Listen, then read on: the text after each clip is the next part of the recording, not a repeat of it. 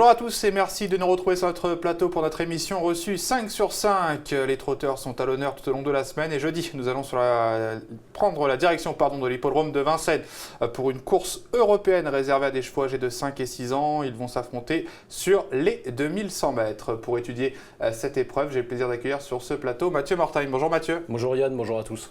Une belle épreuve, ils se tiennent de près au gain. Le départ sera donné à l'aide de l'autostart. Petite préférence, d'après votre prono, aux 5 ans quand même? Oui, c'est logique. Voilà. Après, j'ai fait un petit panaché de tout. On a des étrangers en veux-tu, en voilà. C'est pas des courses faciles, hein. Donc on n'est pas à l'abri de surprise. C'était pas tout simple pour faire le prono. Il a fallu faire des choix. Je pense qu'il va falloir élargir pas mal au niveau des jeux. Voilà, maintenant, j'ai quelques chevaux qui me plaisaient plus que d'autres. Donc on va voir ça. Allez, on va écouter sans plus tarder votre sélection de 8 chevaux.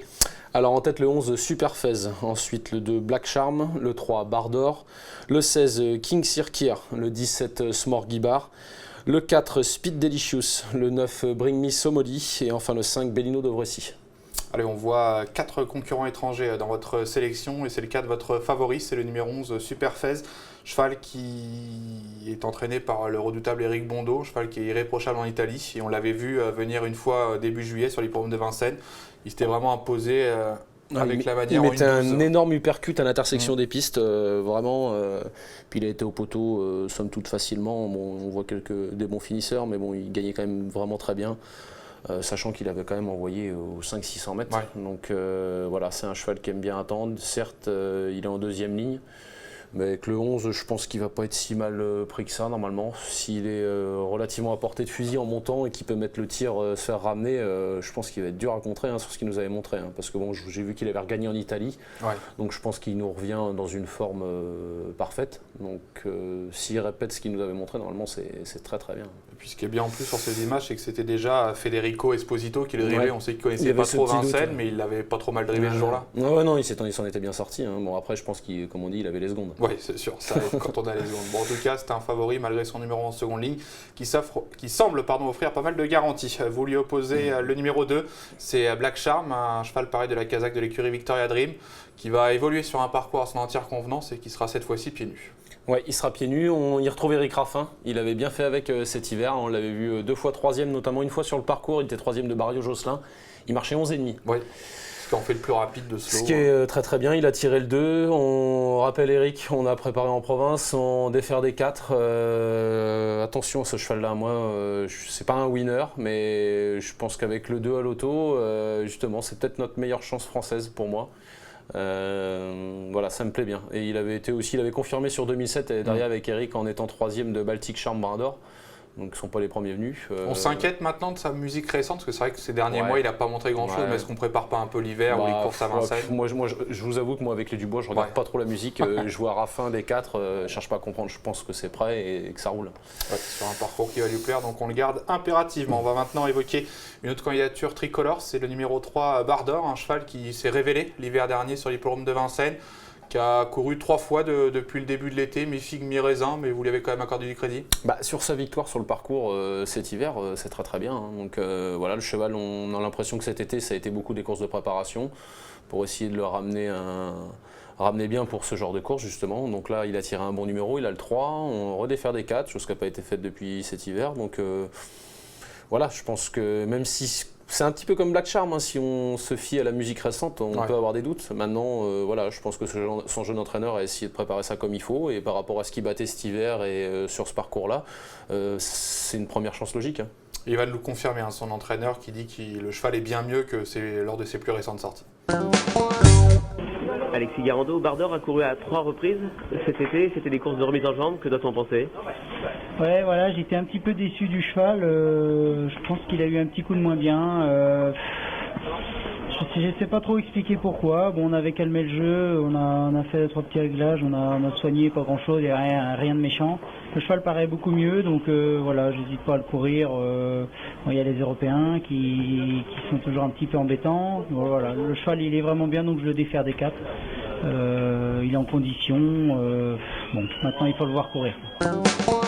C'est rassurant, il est en condition, il sera pieds nus. On ne peut pas dire qu'il soit bouillantissime, mais bon, il dit que son cheval est bien et qu'il défère des 4 parce qu'il est bien. Donc on peut en attendre un bon visage, tout du moins. Numéro 3 si ce n'est le meilleur visage, au moins un bon visage, quoi.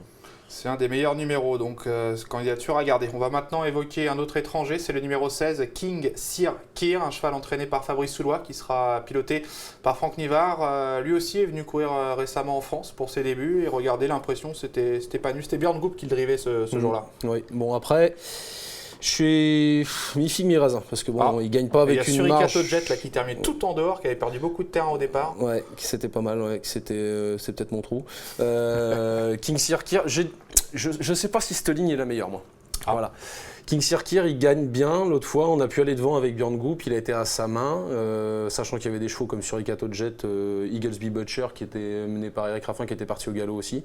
Donc une course scindée en deux, il a pu aller à sa main, sachant que c'était Jean-Mi, un autre Soulois, qui était donné au vent, qui n'est pas venu le forcer. Et pour finir, il a tiré sur toutes les ficelles, débouché, baissé les œillères, il gagne bien. Il bat Owen Face, qui avait montré ses limites, nous, sur la grande piste. Voilà, là, c'est autre chose. Il ne va pas être sur son petit 2008 petite piste à pouvoir contrôler comme il veut. Là, il a le 16 à l'auto, il va falloir qu'il nous montre encore autre chose que ça, quoi. Bon, donc, en tout cas, malgré tout, il faut un petit 13 sur les 2850 PP, c'est pas nul.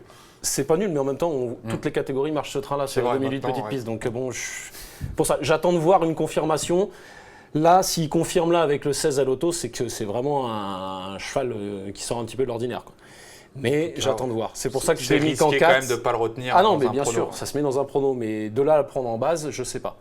Ça marche, on va regarder son comportement de plus près. Votre 5e choix ne sera pas le choix de tout le monde. Un cheval qui est de loin le petit poussé de cette épreuve, c'est le numéro 17, Smorgy Eubar, un cheval entraîné par Marcos Morgan qui n'a que 58 000 € de gain. Par contre, ceux qui l'ont vu cet été à Cagnes-sur-Mer sur un 1609 mètres, c'était impressionnant. J'étais sur l'hippodrome ce jour-là. Et moi, je vous avoue que j'avais fait le papier de la course, je ne le voyais pas plus que ça. Et pour finir, par contre, on l'a vu, quoi. On avait des bons bruits sur un Martens qui est Thiago Tri, qui a un bon cheval en Italie. Et les Martens ne comptaient pas être battus. Et il s'est fait transpercer par ce cheval de Marcos Morgan. D'ailleurs, je me demande s'il ne l'a pas nommé comme ça, Smorgy Bar, par rapport à lui, du coup, je me demande. Ouais. Et il était venu d'assez loin, mais en 200 mètres, il m'a fait une grosse impression. Donc là, certes, il monte nettement de catégorie, parce que c'était quand même pas le même lot à Cagnes. Mais je sais pas, moi je me suis fié à cette impression visuelle, je pense que ça peut être la belle cote à l'arrivée, quoi. Ouais, du coup, si dans cette catégorie, il arrive à faire l'arrivée et que c'est bien, c'est un cheval amusant à suivre. Voilà, ouais. Je suis peut-être un peu chaud de l'avoir mis si haut, mais je pense que ça va être un cheval à suivre s'il trouve des engagements un peu plus favorables par la suite.